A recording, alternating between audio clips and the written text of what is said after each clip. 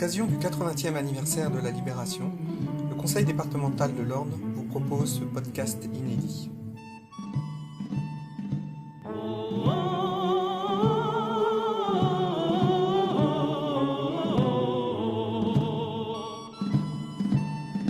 Le 17 décembre 1951, le président du Conseil, René Plévin, crée le comité d'histoire de la Seconde Guerre mondiale.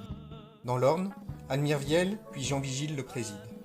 La collecte de nombreux témoignages et le dépouillement de toutes les sources à disposition va leur permettre de reconstituer un récit chronologique, très précis, de tous les faits qui se sont produits dans l'Orne lors de la Seconde Guerre mondiale. Du 6 juin jusqu'au 24 août, nous vous proposons chaque jour la lecture de ces éphémérides conservées aux archives départementales de l'Orne.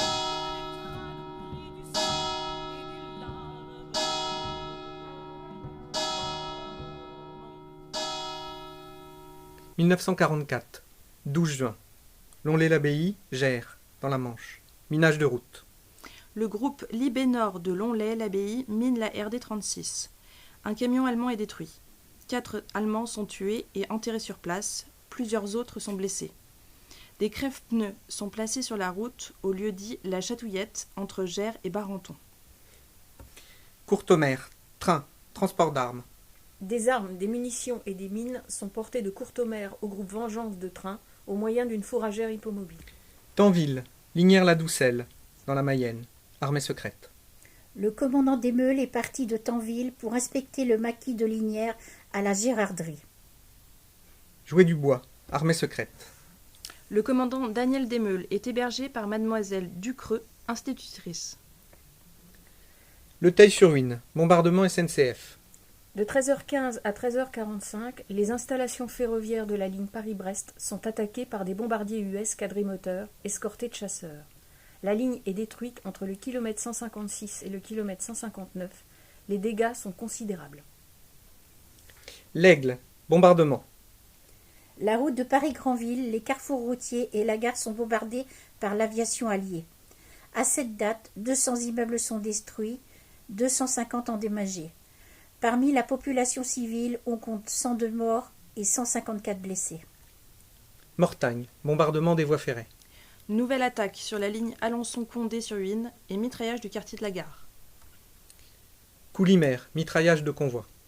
L'aviation alliée mitraille les convois de la Wehrmacht. 2 civils sont blessés. La Meunière, chute d'un avion allemand. Un chasseur allemand est abattu au cours d'un combat aérien au-dessus de la commune. Chailloué, délestage. Un avion allié poursuivi par la chasse allemande laisse tomber une bombe dans un herbage. Ni dégâts, ni victimes. Gassé, mitraillage d'un camion de la Wehrmacht. Un avion allié mitraille un camion de munitions allemand rue des Champs. Un soldat de la Wehrmacht est tué. Plusieurs maisons sont incendiées. Le château d'Alménèche, Massé, bombardement SNCF. Troisième attaque de l'aviation alliée sur la gare de Surdon et sur la bifurcation. Dégâts considérables, un civil blessé. Saint-Georges-des-Groseilliers, récupération d'armes. Le groupe FTP de la vallée de la Vert, lieutenant Paul Sagnier et Émile Banis, pseudo Julien, récupèrent des munitions et des mines anti-chars dans un camion allemand à l'arrêt.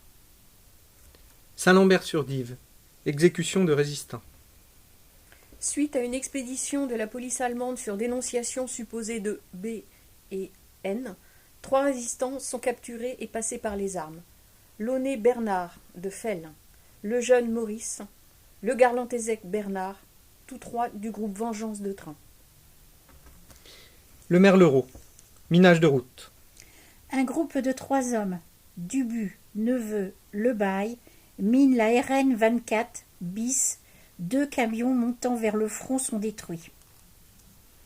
Vimoutier, destruction de pont par l'armée secrète.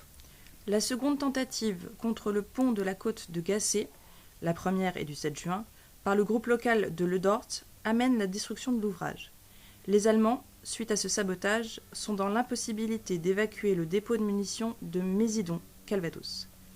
À la suite de cette action, Jardin et les sbires français de la Gestapo ratissent le secteur à la recherche des terroristes. Messé, le Châtelier, tentative de sabotage de pont par l'armée secrète. Dans la nuit, le groupe OCM Morel mine le pont de la Fonte. L'explosif ne part pas. Échec. Tanville, Exécution sommaire par la Wehrmacht. 4 heures. Ayant refusé d'indiquer à la Wehrmacht et à la Gestapo le refuge des maquisards, le maire de la commune, Camille Roahoux-Olivier, né le 5 juillet 1870 à Tanville, cultivateur, et son voisin, Joseph Laudrin, cultivateur, 44 ans, sont abattus sur place. La maison est incendiée en représailles. Tanville. Dispersion du maquis Vernimen.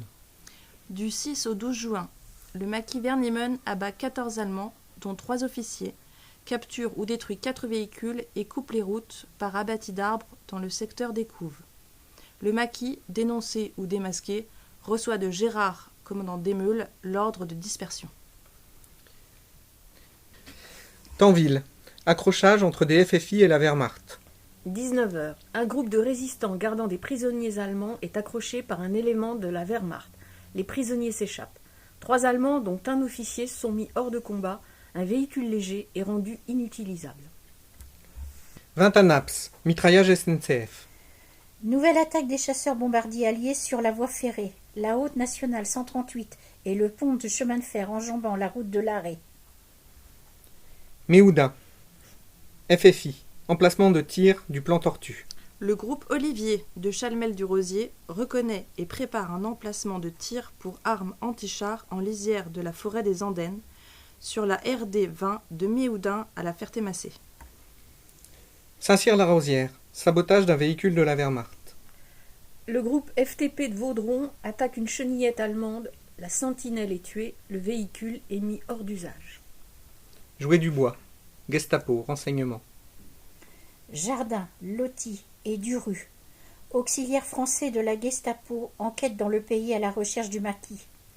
Ils sont reçus dans plusieurs maisons, L et V, et obtiennent des renseignements sur le maquis de la Gérarderie, à Lignières, la Doucelle, 53.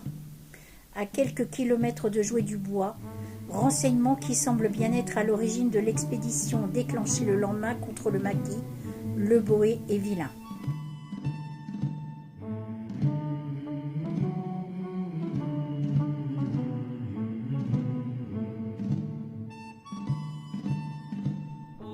Ce podcast vous a été présenté par la Direction des Archives et du Patrimoine culturel de l'Orne, avec les voix de Marie-Noëlle Allard, Pauline Duic, Véronique Gibois et Mathieu Le Goïc.